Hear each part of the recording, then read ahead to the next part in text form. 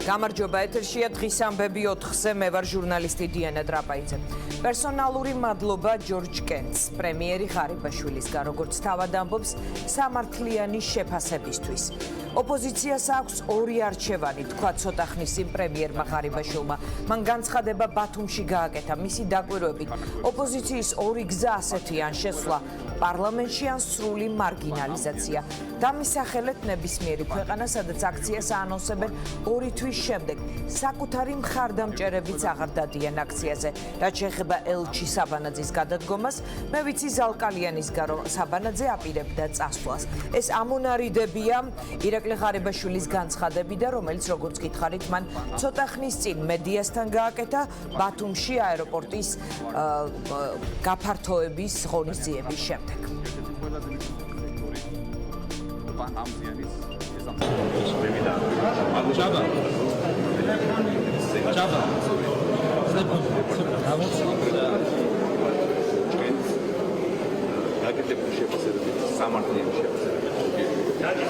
ამერიკისთვის საქართველოს ერთ-ერთი ყველაზე მნიშვნელოვანი პარტნიორი სახელმწიფო ჩვენს რეგიონში. ასევე მინდა თქვა, რომ ყოველგვარ სპეკულაციებს წერტილი დაესვა აღნიშნული განცხადებებით და რაც თავარია დასრულდა ის ერთგვარი რაღაც აბსურდული, ასე ვთქვათ, ბრალდებები და ცილისამებები, სპეკულაციები ნებისმიერ თემაზე, რომელიც გვესმოდა ჩვენ ოპოზიციის წარმომადგენლებისგან. ოპოზიციას დარჩა დღეს სულ რაღაც ორი არჩევანი. ერთი, რომ მოусმინონ და გაითვალისწინონ ჩვენი უცხოელი სტრატეგიული პარტნიორების მოწოდებები და შევიდნენ პარლამენტში, დაასრულონ ეს ხელოვნურად შექმნილი კრიზისი და ეს, ასე ვთქვათ, ეს მასკარადი და ეს აბსოლუტურად არაპროდუქტიული კმათი ქმედებები და მეორე, თუ ისინი გააგრძელებენ კვლავ დესტრუქციულ პოლიტიკის განხორციელებას და არ გაიმიჯნებიან სააკაშვილის რადიკალურ პოლიტიკას, რა თქმა უნდა, მათ მოუწევთ მარგინალიზაციის გზით. რაც შეეხება ოპოზიციის მიერ დაანონსებულ აქციის გამართვა 2 თვის შემდეგ, მე არ ვიცი, ალბათ დამისახეთ ნებისმიერ ქვეყანას, სადაც ოპოზიცია აანონსებს აქციას 2 თვის შემდეგ. ეს რაზე მიუთითებს, რომ საკუთარი მხარდამჭერებიც აღარ დადიან მათ მიერ დაანონსებულ აქციებს. და ეს კიდევ ერთხელ მიანიშნებს იმაზე, რომ ოპოზიცია არის სულ გაუგებრობაში, ძალიან მარტივად რომ ვთქვათ. ძალიან ძიმე მდგომარეობაში არიან, კატასტროფულ მდგომარეობაში არიან. მე გულისხმობ აი რადიკალურ სააკაშვილის ფრაზს და ზოგადად მათ რადიკალურ ქმედებებს. სხვა კომენტარი მე არ შემიძლია გავაკეთო. ბატონო ნატალია საბანაძის თქვენთან პირადი კონფლიქტი ჰქონდა და ამის შემდეგ გადადგა საკმაოდ ხმამაღალი განცხადება. რაც შეეხება ელჩი საბანაძის გადადგომას, მე ინფორმაცია მოვისმინე საგარეო საქმეთა მინისტრის ბატონი ზალკალიანისგან, რომ ელჩი საბანაძე აპირებდა სისტემიდან წასვლას ზაფხულში, მაგრამ მან უბრალოდ დააჩქარა, ასე ვთქვათ, გადადგომა და ამის თაობაზე მე მგონი საგარეო საქმეთა მინისტრმა გააკეთა ძალიან ნათელი განმარტება და დამატებით კომენტირებას ასაჭიროებს.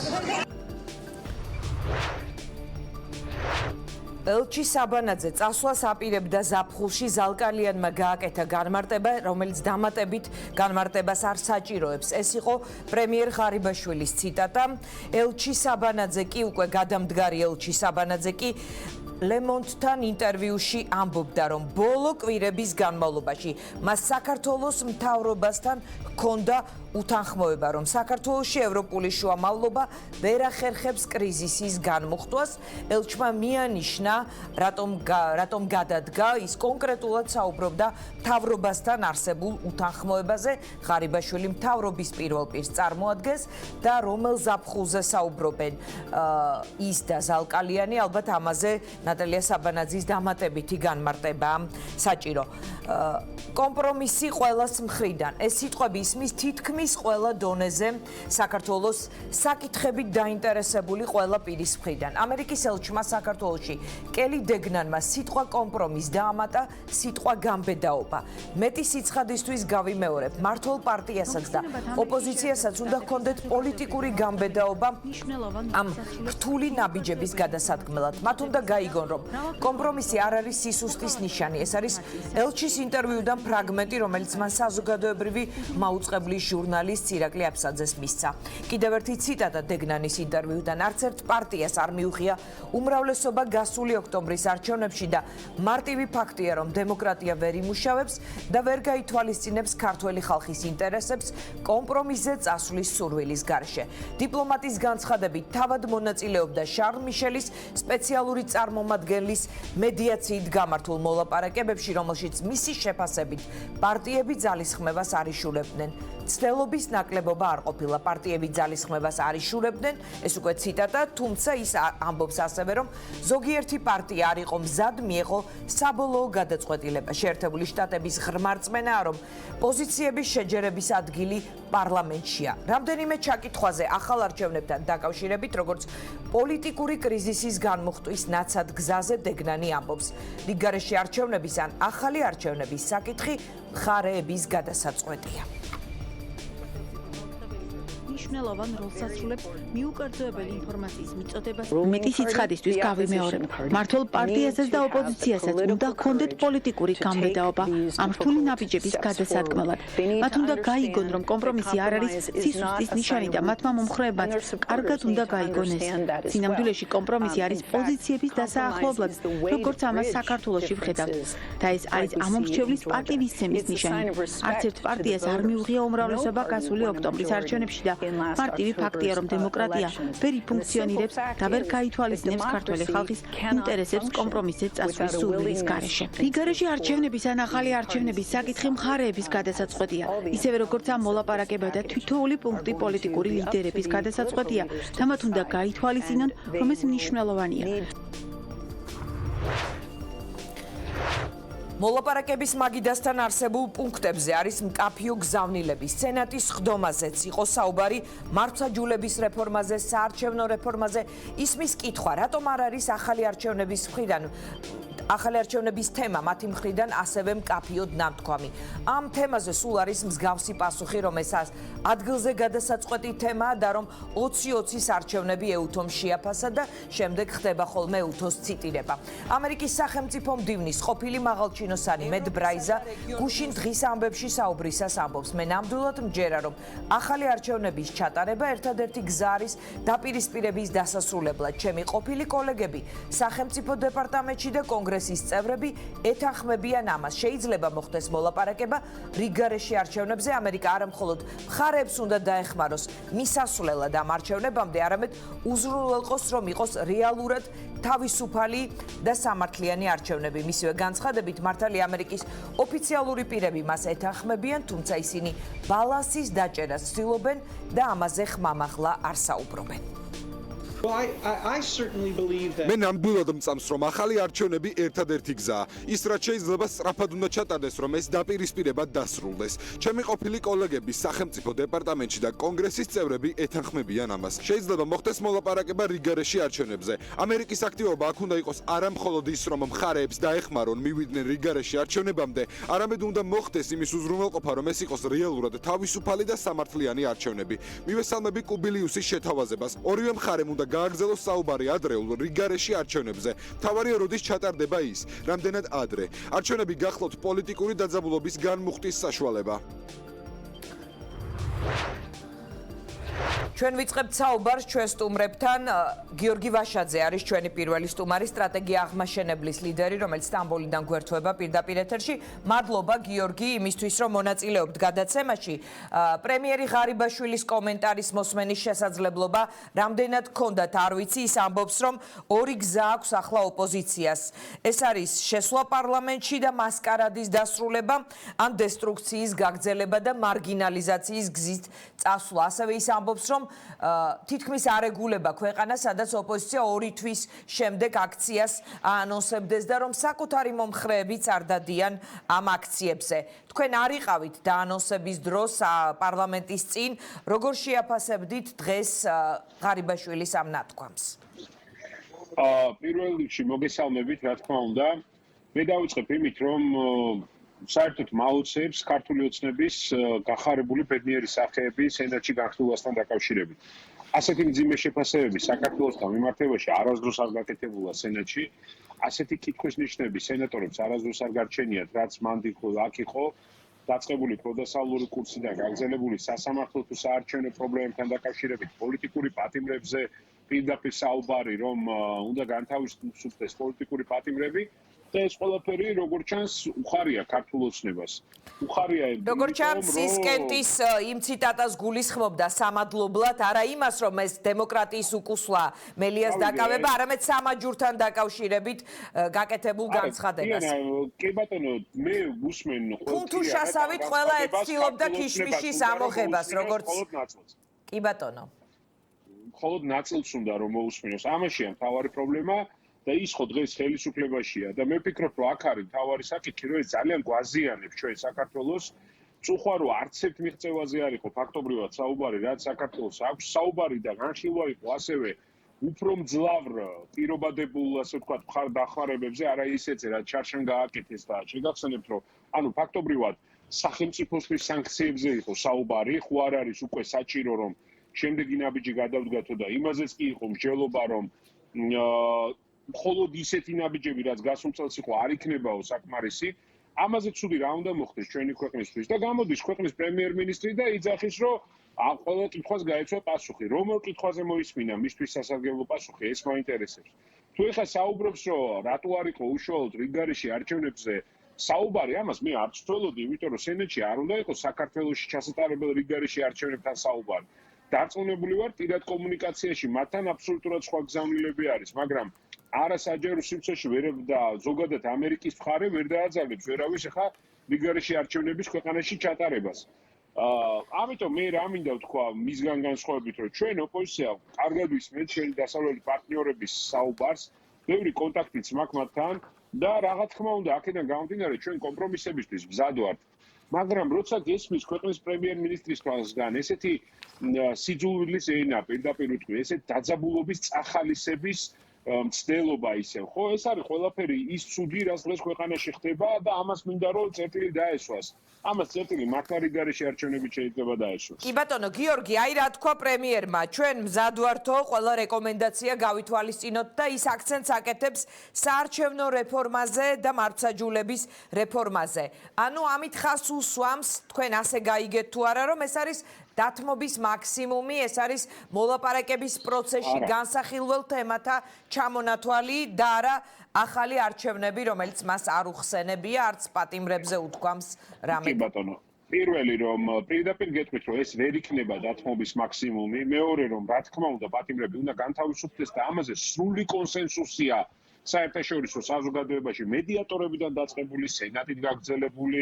ევროპარლამენტი, ევროსაბჭოს პრეზიდენტი, ნებისმიერი სხვა სრული კონსენსუსი ამაზე და ჩვენ ვამბობთ რა თქმა უნდა რომ იმისთვის რომ საბოლოოდ განიხილოს ეს პოლიტიკური კრიზისი უნდა პირდაპირ დაინიშნოს რიგგარეშე არჩევნები ან ვიფიქროთ მექანიზმზე როგორ მივალთ რიგგარეშე არჩევნებამდე რისთვისაც ჩვენ პლებისციტი გვაქვს როგორც კომპრომისული ვარიანტი შეთავაზებული მე ერთი რამ მინდა დიანა პირდაპირ გითხრათ რომ წინა მოლაპარაკებები მედიატორის მონაწილეობით ჩაშალა ქართულმა ოცნებამ და ამას მოყვა სწორედ ევროკავშირში საქართველოს ელჩის გადადგომა, იმიტომ რომ ამ ადამიანმა ქალბატონმა საბანაძემ ძალიან კარგად იცის, რამდენად მძიმე ოცნებად ცდილობს თქვას, რომ ასეთი გადაწყვეტილება მას ზაფხულში ჰქონდა მიღებული არ და საბანაძე თავის ერთ-ერთ ინტერვიუში, რომელიც მისცა ფრანგულ მონდს, ამბობს, რომ უთანხმოება ჰქონდა მთავრობასთან. რასაც არ უნდა ცდილობდეს ოცნება, თქვენ ხო გესმით, რომ ასეთი აქტიური მოლაპარაკებების დროს შეთანხმებული გადადგომა არ არსებობს. ხო ეს ხო 2x2 4-ია. ეხლა თავის მოტყუება თუ უნდა, ან ვინმეს თუ ჯერა ამის.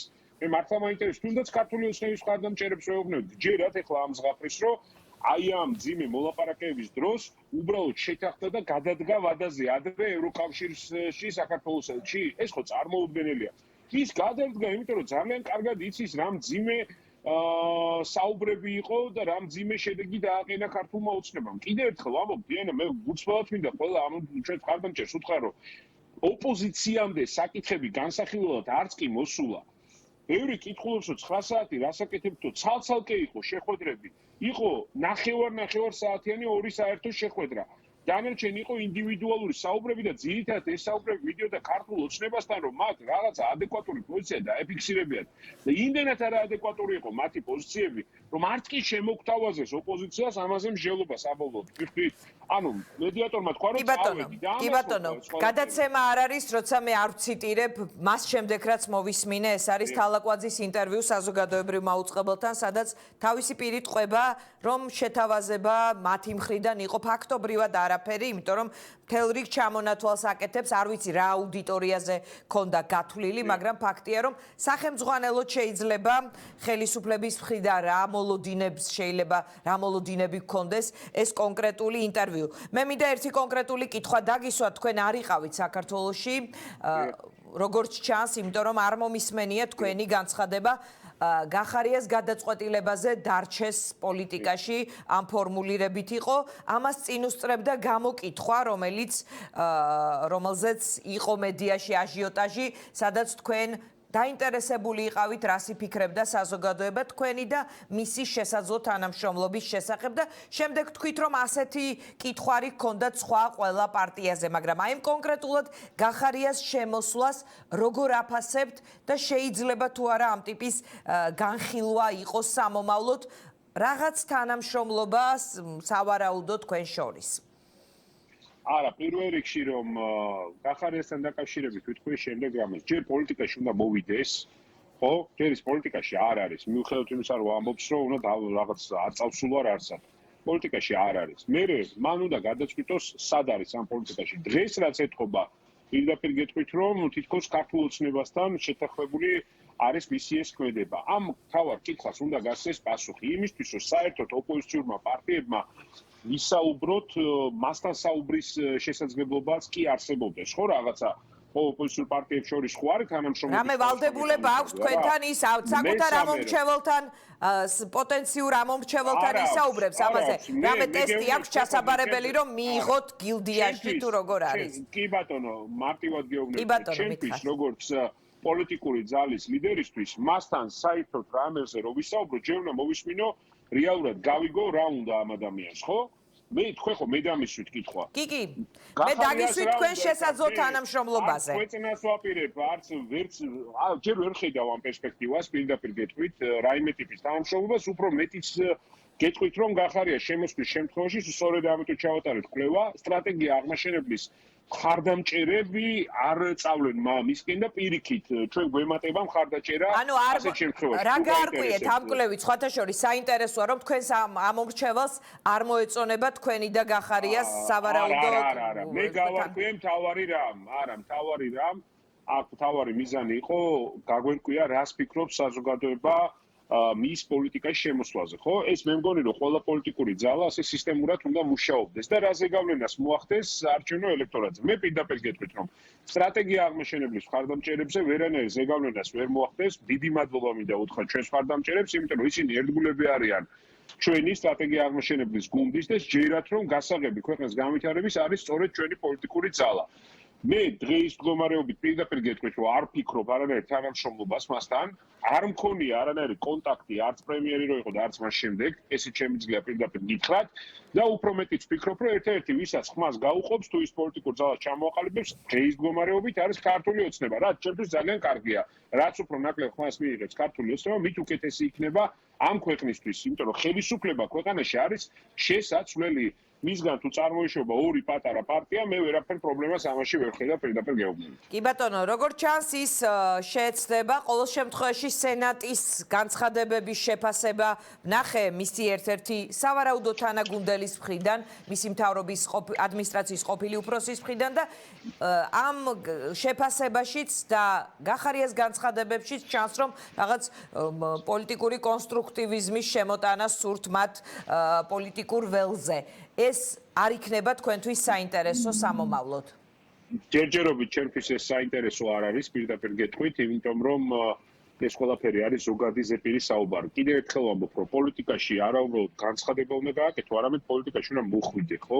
შენი კონკრეტული გზავნილები უნდა ჩამოაყალიბო. ამიტომ ეხლა ჩვენთვის ეს ნაკლებად საინტერესო არის, პირდაპირ გეუბნებით, ჩვენი გზა გვაქვს, სხვა შორის შემიძლია პირდაპირ გითხრათ, რომ სტრატეგია აღმაშენების ხარდაჭერა თითქმის გაორმაგდა არჩევნების შემდეგ ჩვენი კვლევებით ჩვენ ვართ მყარად მესამე ადგილზე. აი რა გააკეთეთ, რითაც გაორმაგეთ? ჩემი აზრით პირველი რო თქვენ NDI-ის კვლევას იცნობთ, ხომ ყველა სხვა არის ჯამში 7%. გეტყვით, არა, ეს არის ტყუილი. NDI-სთან მქონდა საუბარი და პარასკევს პირდაპირ მექნება ოფიციალური საუბარი NDI-ის ხელმძღვანელთან.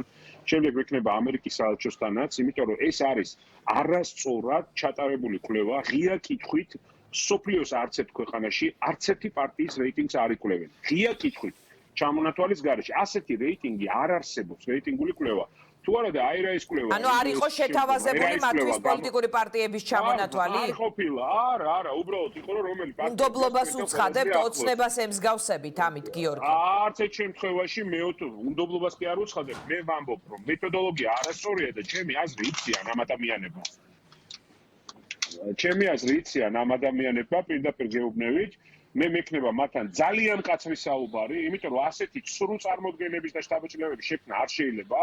საერთაშორისო ორგანიზაციის მხრიდან და მე არ ვიცი რომელმა კრეტინმა სოციოლოგმა გააკეთა ეს კითხვა და საერთოდ ვინ თქვა რომ ამით რეიტინგის კვლევა შეიძლება გამოვა მომავალ კვირაში აირაის ან ერთ-ორ კვირაში აირაის კვლევები და თქვენ ნახავთ რომ აბსოლუტურად სხვა შედეგები იქნება აირაის კვლევებში NDI-სგან განსხვავებით იმიტომ რომ ის ატარებს იმ მეთოდოლოგიით რომელსაც ყველა ქვეყანაში ტარდება რეიტინგების კვლევა. კრეტინი სოციოლოგი დაგვამახსოვრდება ამ ინტერვიუდან. მადლობა გიორგი ვაშაძეს. იმიტომ რომ არ შეიძლება ისეთი კვლევების გამოქვეყნება, რომელსაც რეალობასთან საერთოდ არანაირი საერთო არ აქვს. კი ბატონო. მადლობა გიორგი ვაშაძეს. აღმაშენებას თქვენ ნახავთ ჩვენს რეიტინგებს სხვა კვლევებში. მადლობა გიორგი ვაშაძეს. ჩვენი შემდეგი სტუმარია გიგა ბოკერია. ბატონ გიგა, მოგესალმებით. კრეტინი სოციოლოგის შესახებ გაითვალისწინე, ვთქვათ, გაიზიარებთ თუ არა გიორგი ვაშაძის შეფასებას, რომელიც ამბობს, რომ არ იყო ეს ის სურათი, იმიტომ რომ მეთოდოლოგია არ იყო სწორი და ჩამონათვალი არ არსებობდა შეთავაზებული პარტიების, ვთქვათ, რესპონდენტისთვის. მე არ ვიცი რა მეთოდოლოგიით ჩატარდა, თქვენ რას იტყვით? მეც არ ვიცი დეტალები მეთოდოლოგიის, ერთ-ერთი რაც ვიცი, ზოგადად ყოველთვის პრობლემა არის ნებისმიერი კვლევისთვის, ყოველგვარი შეთქმულების გარეშე, ამას ან რაიმე ბრალდების გარეშე, როცა ძალიან მაღალია პროცენტი უარის პასუხზე. ხო? თორსა 60%-ზე მეტი არის, სწორედ 60-ზე კი არა, 30-ზე მეტიც კი ითვლება, რომ არ გაძლევს საკმარისად სასარგებლო არ არის ინფორმაციისთვის. ჩვენ ივანიშვილის პარტიის წარმომადგენლების განსხვავებით, ყველა კვლევას უყურებთ როგორც წყაროს ინფორმაციის. ხო, რომელსაც უნდა დაეყრდნო და ისარგებლო ამითი. ჩვენთან იქცა ეს რაც პროპაგანდის ინსტრუმენტად მხოლოდ და ივანიშვილის რეჟიმის ხელისუფლებაში მოსulis დღიდანვე აქედან გამომდინარე სამიზნედ იქცა ყველა საერთაშორისო ორგანიზაცია, აირაიც, NDI-ც, აი ავტორიტარული ქვეყნებისთვის დამახასიათებელი ჟინით და აი ვაშაძემაც გააკრიტიკა, როცა ჩათვალა რომ გასაკრიტიკებელია. არა, ან როცა არ მოეწონა, არ ვიცი. კარგი, გიგა. მე ვერ დავიჯერებ, არა, კარგით არა, თუ რაღაც მითხარით, პასუხი უნდა გაგცეთ, ხო? გავდიანა. არასწორი პარალელი ქონა, ჩემი აზრით, კრიტიკა ან მოსწრების გამოთქვა უბრალოდ ნორმალურია. მე კამპანიაში გულისხმობდა ბრალდებებს, რომ შეკრულები არიან ოპოზიციასთან, ქვეყნის მტრებთან. ეგ არის ავტორიტარული რეჟიმის რაც ახასიათებს, თორე რომელიმე კვლევაზე ვინმე მხრიდან კრიტიკის გამოთქმა ნორმალური ამბავია, ან თქმა რომ არა. ბოლო რაც მახსენდება, ოცნების ლიდერებიც ამბობენ, რომ ჩვენ NDI-ს და აირაის კი არ ვერჩით, თუმცა ასევე მახსოვს ივანიშვილის განცხადებები NDI-ზე და აირაისზე, მაგრამ კი არ ვერჩით, უბრალოდ მეთოდოლოგია და რაღაც თავად კვლევის ავტორი ორგანიზაციას არ ვენდობით. ანუ ასეთიც მოგისმენთ. არა, შეიძლება ვიღაცამ დახვეწა, მაგრამ იარლიყი ვერ დავიჯერებ, რომ თქვენ არ გახსოვთ. თქვენ გაიხსენეთ, ხო? პროპაგანდა ივანიშვილის იარლიყი მიაწეპა NDI-ს, აირაის, ისე როგორც ყველა მიაწეპა და დახვეწა კიდეც კარგით, შევთანხმდით. მათთვის შეიძლება დახვეწა რაღაც არტიკულირება მოახდინა, მაგრამ თავარი გზავნილი არის მტრების ძებნის იქ სადაც არ მოგწონს შედეგი. და მე გიორგი ვაშაძისგან ეს არ მომისმენია ეხლა რაც მე უსმინე. ხო? ანუ ეს სხვადასხვა ვითარება. კრეტინი სოციოლოგი არის უბრალოდ სოციოლოგიურ მეთოდოლოგიაზე გამოთქმული პრეტენზია და არა. ხო, მე არ ვიხმარდი მაკეპიტეთს, მაგრამ ეგ სხვა რამე აქვს. ეგ არ არის საფრთხე დემოკრატიის ქვეყნისთვის ერთ-ერთი პარტია თუ ვინმეს კვალიფიკაციას უწურებს, როცა მთავრობა ხარ და საერთაშორისო ორგანიზაციებს შეთქმულებაში ამხელ, ან მათ წარმომადგენლებს აქ. ეგ არის ავტორიტარული რეჟიმის დამახასიათებელი, მან ხედავ პრობლემას.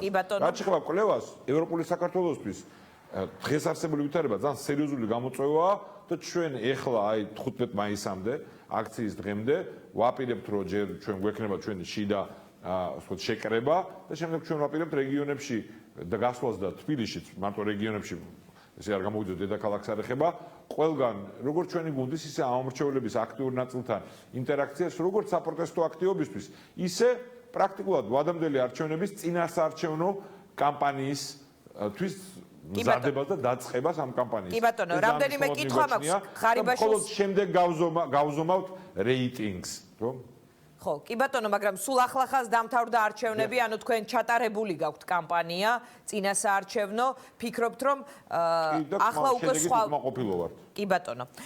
ხარიბაშვილმა გააკეთა ცოტა მიუხედავად იმისა, რომ манипуляция იყო და არ გამოხატავდეს ამბავს, ყველა შემთხვევაში მაგის გათვალისწინებით გაყალბების, ჩაყრის, მოსყიდვის და დაშინების მაინც ჩვენ გვაქვს და გვექნება ამბიცია ისე როგორც ყველა ნორმალურ პარტიას რო ქონდეს რომ ამ არანორმალურ ვითარებაშიც უნდა ჩვენო არსებითად უკეთესი შედეგი. კი ბატონო, ჩვენ ვიცით რომ ამ შედეგის თანახმად შიდა პარტიული გადაადგილებები იყო და შესაძლოა გაგრძელდეს თქვენ ელოდებით ხილობას. ხარიბაშვილმა გააკეთა განცხადება ცოტა ხნის წინ. მან თქვა რომ ორი გზა აქვს ოპოზიციას, ან შემოვიდნენ პარლამენტში, ან გამარგინალდნენ და რომ მსოფლიოში არ არსებობს ქვეყანა, რომელიც 2 თვის შემდეგ გეგმავს აქციას, მათი მომხრეებიც არ დადიან ამ აქციაზე. ასევე ახსენა საარჩევნო რეფორმა, მართლმსაჯულების რეფორმა ფაქტობრივად მოხაზა წრეს, სად შეიძლება ელოდოს ოპოზიცია მათგან მაქსიმუმს. ეს აი ამ მის ამ განცხადებებს რა კომენტარს გაუკეთებთ? არაფერს თუ ეს ასე დარჩა და მე ბევრჯერ მithქვია და ეხლა უნდა გავიმეორო რომ თუ არის რამე იშვიათი გვერდითი დადებითი ეფექტი ხარიბაშვილის ან ნებისმიერ ივანიშვილის განმეორების თორეს მათ სიტყვებს ფასი არ აქვს, არც ცუდს და არც კარგს. ხო, ამიტომ ამით არ ვიმსჯელებ იმაზე რა მოხდება ნამდვილად, ანუ ხარიბაშვილი როგორც დღეს ერთი ძახის ისე იტყვის მეორეს, ხო, როგორც პრეზიდენტ მიშელის ჩამოსვლისას თქვა, რომ ყველა საკითხზე ის კეთილი ამოცანებით ტერმინი რო თარგმნი good face, ანუ მიზნით თანამშრომლობისთვის და შეთანხმებისთვის მუშაობისთვის მზად არის და მე მეორე დღეს გადათქვა, ასევე შეიძლება გადათქვას ეს დღევანდელი ქვეყნისთვის ძალიან საზიანო განცხადება და განწყობა. თუ არ გადათქვას ეს ძალიან ცუდი იქნება ქვეყნისთვის, მაგრამ ეს ვერ გადაარჩენს ვერც მას, ვერც მის პოლიტიკურ შემოქმედს ივანიშვილს. ქვეყანას დააზიანებს, მაგრამ თვითონ თავს დაიღუპავენ და გადაიჭეხავენ, უბრალოდ სამწუხარო იქნება, რომ მაშინ მართლაც 15 მაისი და ამის შემდეგ აქციები შეიძინეს დამატებით მნიშვნელობას უდაოდ და გარეწნეხიც ამა თუ იმ ფორმით გაიზრდება და დამთავრდება პოლიტიკურად ტრაგიკულად მათთვის. ოღონდ ეგ მე ბევრჯერ მithქვავს თქვენ ეთერშიც და ზოგადადაც, ჩვენი თვითმიზანი არ არის, ჩვენი თვითმიზანი არის შეთანხმება ყველა იმ საკითხზე, რაც პრეზიდენტ მიშელმა მოხაზა და მათ შორის განხსნელი ყველა სხვა საკითხის არის პოლიტპატიმრების მელიას სრულված განთავისუფლება, პოლიტიკური დევნის შეჩერება და შეთანხმება ვადამდელი არჩევნებისკენ სვლაზე და ამასთან ერთად საარჩევნო სისტემაზე და რეგულაციებზე. კი ბატონო, გიგა ასეთი კითხვა მაქვს. ოღონდ მე ილუზია არ მაქვს, იქიდან გამომდინარე რაც ვიხილე მოლაპარაკებაზე, რა სასამართლო რეფორმაზე საუბრობენ, ან რა საარჩევნო ჯერჯერობით, რაც მათგან ჩვენ გვესმის და რაც ინიცირებულია, ეს არის ან სადღეგრძელოები, ან კოსმეტიკური ცვლილებები, ან თუნდაც რაღაც ტექნიკური სწორი მიმართულებით ცვლილებები, რომელიც არსებითად ვერ ცვლის სურათს და მთავარი და ამით მოურჩები ამ მონაკვეთს, რომ ბევრი დრო არ დაგახარჯინოთ. თქვენ იცით, ჩემ პირადად ჩვენი გუნდის ევროპული საქართველოს მიდგომა კანონებს, რომელიც ქაღალდზე წერია, აქვს დიდი მნიშვნელობა. უდაოდ თამაშის წესებს გაწერილს ქაღალდზე. ოღონდ ამას დიდი მნიშვნელობა აქვს მხოლოდ ჩარჩოში და პაკეტში, როცა არის ტრადიცია ამ კანონების პატივისცემით. წინა არჩევნებზე და ზოგადად ივანიშვილის რეჟიმის მმართველობისას თავარი პრობლემა ის კი არ იყო კანონებში რა ეწერა. კანონების უგულებელყოფით, იგნორირებით, თავზე გადახევით, რაც აკეთებდნენ, ის იყო პრობლემა. არც ჩაყარა არ არის კანონით დაშვებული დღეს ბიულეტენების, არც მოსყიდვა აკრძალულია და კარუსელებით კონტროლი, არც პოლიტიკური დევნა არ შეიძლება ჩვენი კონსტიტუციით და კანონებით, რასაც ეწეოდნენ და როგორც ჩატოვეს რამარტის შეთანხმების დარღვევით რუა და როგორც დაიწყეს მერე გარეჯის საქმე. არც ძალადობა არ შეიძლება, რაც ვიხილეთ ბევრგან ქვემოქართში, გლდანში და მერე ხელის დაფარება. ეს ყველაფერი დღეს კანონებით დაკრძალულია. ამიტომ როცა ვინმე გვეუბნება, რომ მოდი ახლა იმ კანონებში მნიშვნელოვანში ნორმალურ ვითარებისთვის შევცვლით, გამაუმჯობესებთ რაღაცას და ეს საკმარისიაო, ამას ჩვენ არ მივიღებთ.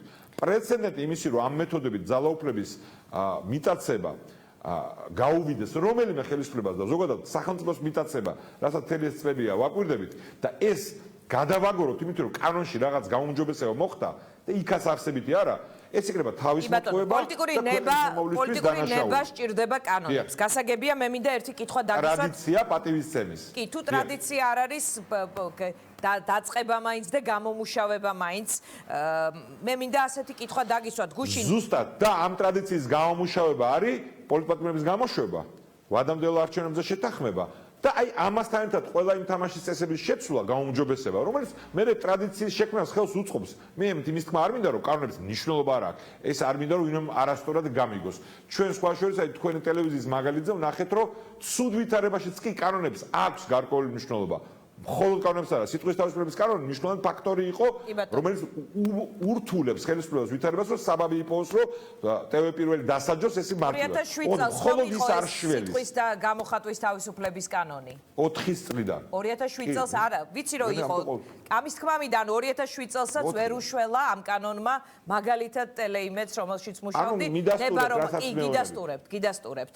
კი ბატონო. მადლობა დიდი ამ შეხსენებისთვის, აღარ მახსოვდა ეგ მაგალითი. გისმენთ, დიახ. გუშინ მედბრაიზა იყო ჩვენი სტუმარი, რომელმაც თქვა, რომ ვადამდელი არჩევნები გამოიყვანს სიტუაციას, გადატვირთავს და ის ასევე საუბრობდა, რომ ხელისუფლების ამერიკის ოფიციალური პირები ეთანხმებიან ამ პოზიციას, უბრალოდ ღიად არ საუბრობენ. მე მაქვს თქვენთან ასეთი კითხვა, მესმის რომ ანალიტიკოსი არ ხართ, დაინტერესებული პოლიტიკოსი ხართ, მაგრამ მაქვს ასეთი კითხვა. სენატორები, სახელმწიფო დეპარტამენტის მაღალჩინოსნები თუ ღიად საუბრობენ მართლმსაჯულების რეფორმაზე, საარჩევნო რეფორმაზე, პატიმრების გამოშვებაზე, ამ ხრივ ძალიან კონკრეტულად, რატომ გაუჭირდებოდათ მათ ღიად ვადამდელ არჩევნებზე საუბარი? ანუ რა ტიპის სხვაობა იმ სხვა საკითხებსა და ამ საკითხს შორის? მართლა მე პირადადაც მაინტერესებს ეს თემა. დიახ, ამ შემთხვევაში გავრისკავ რომ მიკერძოებული ანალიტიკოსი ვიყო, ასე ვთქვათ. ორი ფაქტორია. ერთი მნიშვნელობის მიხედვით არ ვახარისხებ. ერთი არის ის ფაქტორი, რომ კოვიდის გამო არასრულფასოვან დაკვირვებას ჰქონდა ამ არჩევნებზე ადგილი და ეს არ არის ჩემი შეფასება, ეს არის თვითონ საერთაშორისო ორგანიზაციების აღიარებული ფაქტი, ხო, ოდირის მისიაც იყო ოფიციალური დასახელებით ლიმიტირებული, ხო, რაოდენობით და შინაარსით და სხვებმა საერთო ევროპარლამენტმა ვერც გამოაგზავნა და ამის გამო ასე ვთქვათ, ნეიტრალური წყარო, რომელზე დაყრდნობითაც და ოდირი ითვლება ასეთად მიღებულია, ვის მოწონს არ მოწონს ამას მნიშვნელობა არ აქვს, საერთაშორისო თანამეგობრობის რასაც ეყრდნობიან ხოლმე. ამ შემთხვევაში ასეთი არ არსებობს, ხო? ოდირის დასკვნა არის ძალიან კრიტიკული, მაგრამ არ არის იმ ზღვრამდე მისული, რომ თქვას, რომ ლეგიტიმური არ იყო, ხო? აი როგორც მოხდა 2003 წელს პრაქტიკულად ვარდების რევოლუციის წინ. ხო? თუმცა ოდირის მოსულია ასეთ რაღაცების სხვაგანაც ბრალს კი არ ვდება, უბრალოდ გარემოების გამო ესე მოხდა ყირგიზეთის მაგალითი გვაქვს სომხეთში იყო, როცა მათი დასკვნები ხარისხობრივად არ აღმოჩნდა სრულფასოვანი და მე რეალობამ უკარნახა ყველას ეუთოს რეპუტაციაზე ზრუნვა მათი მხრიდან. არა, რეპუტაციაზე არ არის, თამაშის წესებია ასეთი, რომ რაღაცას უნდა დაეყნო, ეს ცივილიზებული სამყაროა. რუსეთი ხო არ არის, რომ დღეს ესე გვინდა და მუშ დავაბრახუნებთ, ეს ერთი და მეორე, უფრო მნიშვნელოვანი ფაქტორი არის, რომ განსხვავებით პოლიტიკური დევნის საკითხისგან და პოლიტიკური პატიმრების საკითხისგან და აშკარა ფაქტისგან, რომ ყველაზე მსხვილი ოპოზიციური პარტიის ლიდერი ციხეშია, რომ რამარტი შეთანხმება იყო, რომელიც დაირღვა და სისხლის დევნა იყო, რომ წლებია დაგროვდა კეთილი ნების მიუხედავად, ვერ დაიმალა ხო სიმართლე, რომ ამ თვალსაზრისით ივანიშვილის რეჟიმმა არათუ პროგრესი ვერ განიცადა იმ პრობლემებიდან, რომელიც იქამდე იყო წინა ხელისუფლების დროს, რომელიც ნაწილიც მე ვიყავი. არამედ პირით უკან დახია ვითარება, ამაზე პირდაპირ ლაპარაკი არის აბსოლუტურად ბუნებრივი ამბავი. პოლიტიკურ შეთანხმებაზე როდის უნდა ჩატარდეს ვადამდელი არჩევნები და როგორ უნდა ჩატარდეს, ამაზე ყველა ცივილიზებული ქვეყანა, პოლიტიკოსები, მთავრობები ყოველთვის ფრთხილად მოეკიდებიან, იმიტომ რომ ეს არის თავისუფალი სამყაროს წესი, რომ მუშტი დაუბრახუნო და უკარნახო, დააძალო ვინმეს, რომ აი ხვალ არჩევნები ჩაატარო ან ერთი წლის შემდეგ და ანუ ლეგიტიმური არ ახარ, ასე არ იქცევიან ხოლმე, ეს განასხვავებს თავისუფალ სამყაროს პუტინის რუსეთისგან, ხო? იმიტომ რომ ეს წესები თუ ჩარევას ახდენ, შიგნით მე პრობლემა შეიძლება გახდეს ხოლმე სხვა ვითარებაში, საქართველოს არ გულისხმობ ამ შემთხვევაში. ამის ნაცვლად ძალიან კაფიოდ იძახია, რომ თავრობაზეა, თავარი პასუხისმგებლობა, რომ მოილაპარაკო ოპოზიციასთან. და ოპოზიციასთან მოლაპარაკებას რომ ადამიანები არჩევნები ჭირდება, ეს არის 2-ჯერ 2-4. ისევე როგორც ხო გუშინდელი პროპაგანდა რო ავიღოთ საოცარი და მძიმე მდგომარეობა რო იყოს სასაცილო ივანიშვილის რეჟიმის, რომ პრობლემა დასახეს, რომ ოპოზიცია და ყველა პოლიტიკური ძალა არის პარლამენტშიო და თქვენს რომ ყველა დღე როცა პარლამენტში არ არის ოპოზიცია, ეს არის ცუდი ქვეყნისთვის და კარგი ქვეყნის პრისთვის, რუსეთთვისო. და ამას მეც ვიზიარებ, ეს ასეა. ოღონდ კონტექსტი ამ ყველაფრის მდგომარეობის იმაში, რამ მიგვიყვანა აქამდე. და დიახ, ჩვენ უნდა შევთანხმდეთ ვადალნდა არჩევნებზე, გამოვუშვათ პოლიტპატიმრები და ოპოზიცია ამ ჩვენი აზრით შედეგების თვალსაზრისით არალეგიტიმურ პოლიტიკურად პარლამენტში ჩევა, ტრანზიციულ პარლამენტში. და მომავალ პარლამენტში ვინც წააგებს, ის უნდა იყოს. თქვენ ფორმაში ხართ ვადამდელი არჩევნებისთვის პარტიულად თუ ფიქრობთ რომ ეს მეორე ხარისხოვანია კრიზისის დაძლევის ფონზე?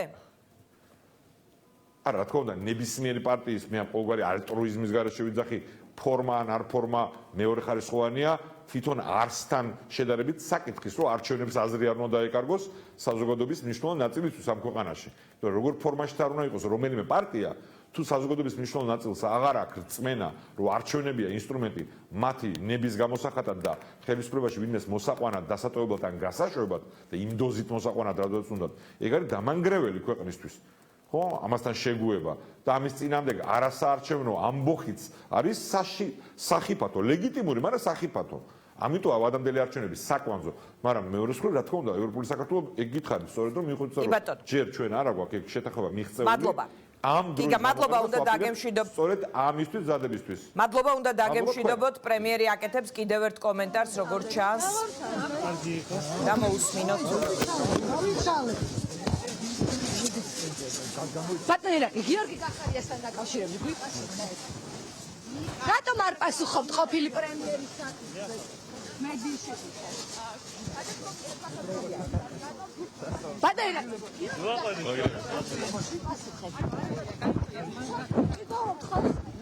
ჭიდაობით რა არის? აი, ჭიდაობა არ შეიძლება. აი, გამ. აი, რატო ჭირდება? პრემიერმა გააკეთა ცოტა ხნის წინ კომენტარი, როგორც ჩანს, მედიას დამატებითი შეკითხვები აქვს.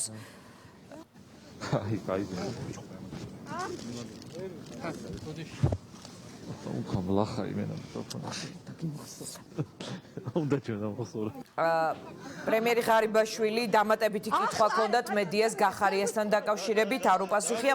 მადლობა გიგა ბოკერიას, მე მას დავემშვიდობები. მადლობა და რეკლამის შემდეგ დაუბრუნდები მაყურებელს.